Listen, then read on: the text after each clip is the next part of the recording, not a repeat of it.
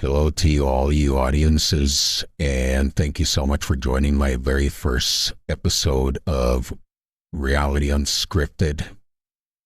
And this is your host. I go by the name of Mr. Told You So. Hopefully you find that funny or not, but it's definitely one that might hopefully be agreeable to most of you audiences. Anyhow, so on this first episode, first and foremost, this podcast show that I'm going to start is more for individuals that are at a point in their life where maybe they've always been looking for the answers and just don't know where to start.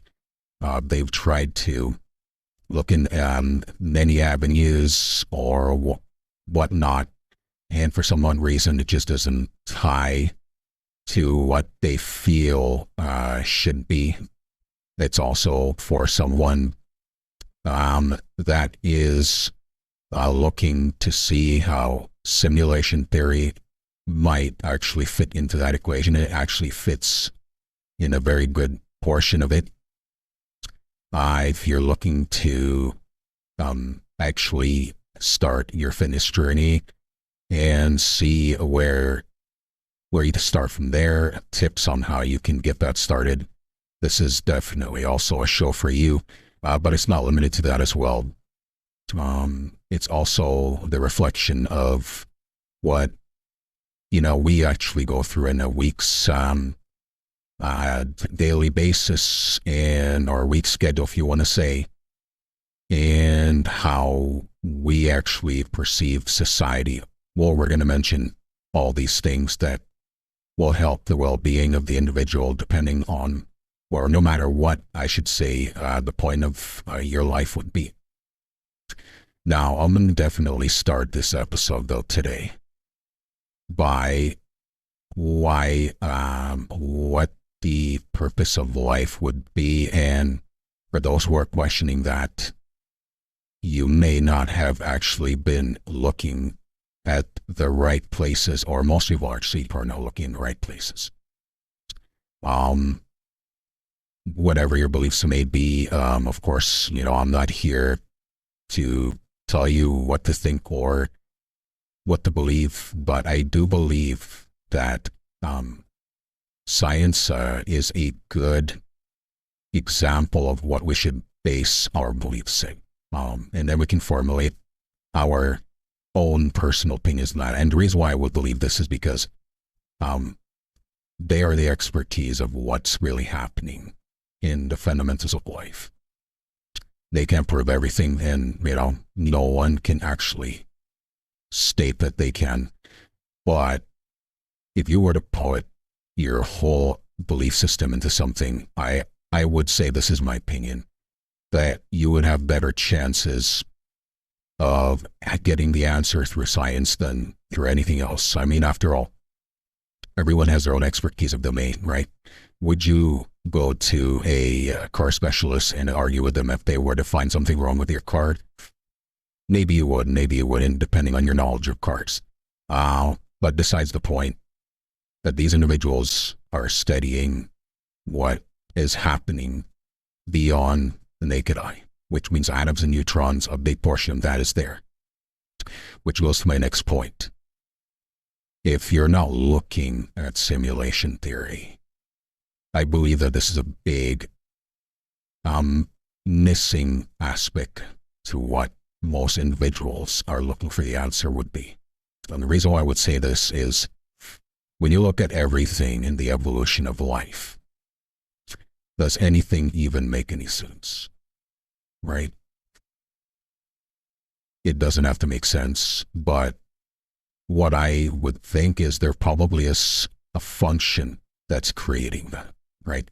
So when we look at the blocks of life, for example, from the very far distances of the dinosaur days and even beyond, when you go through single-cell organelle like the cyanobacterias, for example, and how it actually jumped to multicell organisms, to the humans as we see in the modern day and age.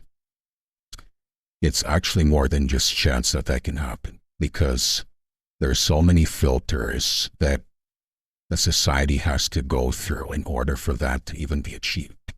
So we're going to look more into that later on in this episode. Hopefully, if not, it'll be in the other episodes to follow. Now, having said that, a few things to mention here. So, how can we prove that simulation theory can exist? Well, unfortunately, no one can either prove or disprove it. There's a lot of evidences, right? So one scientific evidence is that can actually state this is everything you've ever experienced, your life, your memories, your reality.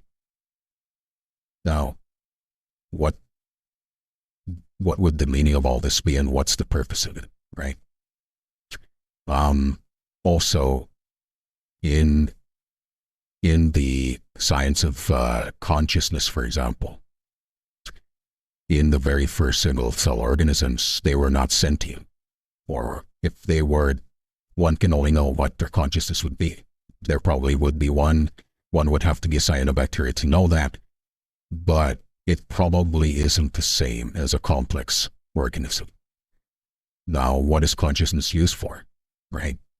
So, based on science, and this is from what I gathered through my research, it is used as a tool to help evolve the system that we're in, if you want to say even simulation that we're in, right? It kind of like found a way to manifest itself and use that as a tool.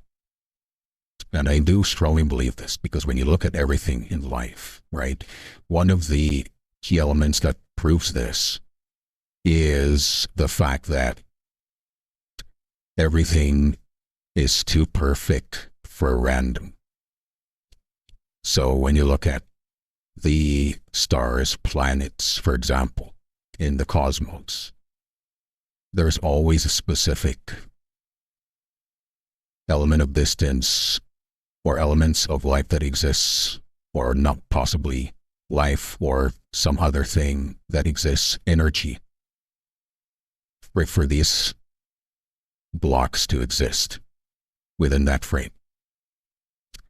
So, having said that, what are the chances, right, that everything that you have experienced in your life was also just randomized?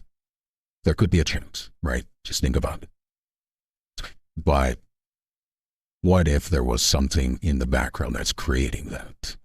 Because after all, based on my research, everything you see and touch is actually not there, because atoms and neutrons apparently did not touch each other, and they just repel on each other, so they create the space and texture you see and touch. So for the average person that's not into too much in the scientific realm, and this can be confusing even to scientists, but of course they would understand it better, everything you've actually seen and touched is empty space. And you're wondering, okay, well, I've seen and I can see it, I can touch this. But in actuality, what you're seeing and touching is just a force being repelled between the two atoms, an atom and a neutron. And based on science, atoms and neutrons, and there are even smaller than that, which, if I'm correct, are neutrinos and other elements that exist. String theories, they might even all tie them together, but though the main basic building block for most individuals that go with this is atoms and neutrons. They apparently create everything known of life building block in the universe. So having said that, just think about it. Whatever you see and touch is actually not there. Now, having said this, right, why is it there then when you see it? So what is the purpose of this atom and neutron creating this repel of force to create the illusion that you're seeing, touching and seeing something?